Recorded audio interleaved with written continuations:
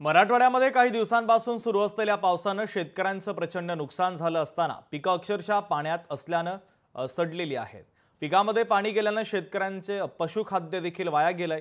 थेट नुकसानग्रस्त भागातून या सगळ्या परिस्थितीचा आढावा घेतलाय आमचे प्रतिनिधी सचिन बडे यांनी। पाहूयात।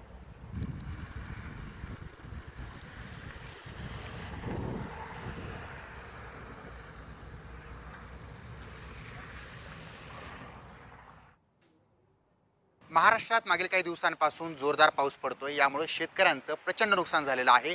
लाखो हेक्टर क्षेत्रापेक्षाही जास्त क्षेत्र पाण्याखाली गेलेलं आहे आणि अक्षरशः पीक सडलेलं आहे। सोयाबीनचं पीक आहे, त्याच्या बाजूलाच मका आहे।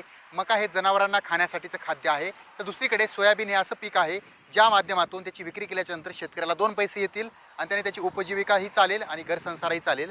मात्र हे पूर्णपणे जर या ठिकाणी पाहिलं तर पूर्ण शेतच पाण्याखाली आहे आणि त्यासोबतच जे सोयाबीनचं पीक आहे ते अक्षरशः सडत असल्याचं चित्र या ठिकाणी पाहायला मिळतंय।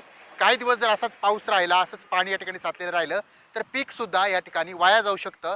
आणि हे चित्र फक्त ह्याच शेतातील नाही तर मराठवाड्यातील इतर जिल्ह्यांमध्ये सुद्धा जोरदार पाऊस पडलेला आहे।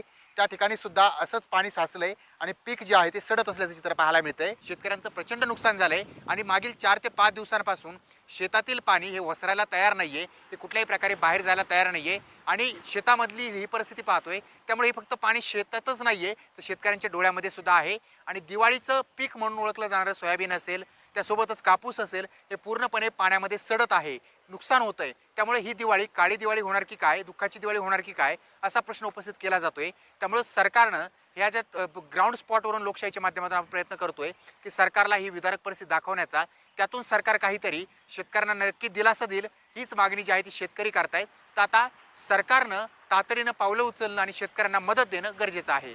सचिन बडे, लोकशाही मराठी, छत्रपती संभाजीनगर। लोकशाही मराठी ऐका, पहा, जागरूक रहा।